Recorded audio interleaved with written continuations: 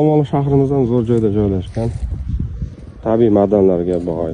Mendeleyev davriy jadvalidagi deyarli barcha turdagi kimyoviy elementlar topilgan, bor. Ishlab chiqarish salohiyati kuchli, aholini topish tutishi yaxshi. Juda ham internatsionallashgan. Dastavval oltin topgan Qo'rg'oshin Ruh kombinati ochilgan, keyin Olmaliq mis molibden kombinati ochilgan, keyin sobiq ittifoq davridagi tegishli yuqori turuvchi tashkilot qarori bilan ikkalasi birlashtirilib Olmaliq kon-metallurgiya kombinatiga aylantirilgan.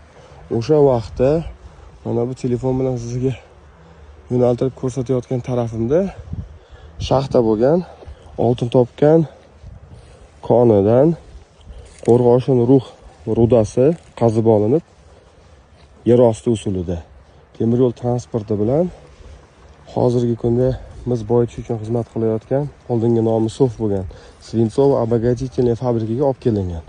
Qo'rg'oshin ruda tarkibidan Qo'rg'oshin konsentrati va Ruh konsentrati ajratib olinib, selektiv usulda 1970-yilda ishga tushirilgan Olmaliq shahrining o'zidagi Ruh zavodiga yetkazib berilgan. Xullas, bu kichkina tarix edi.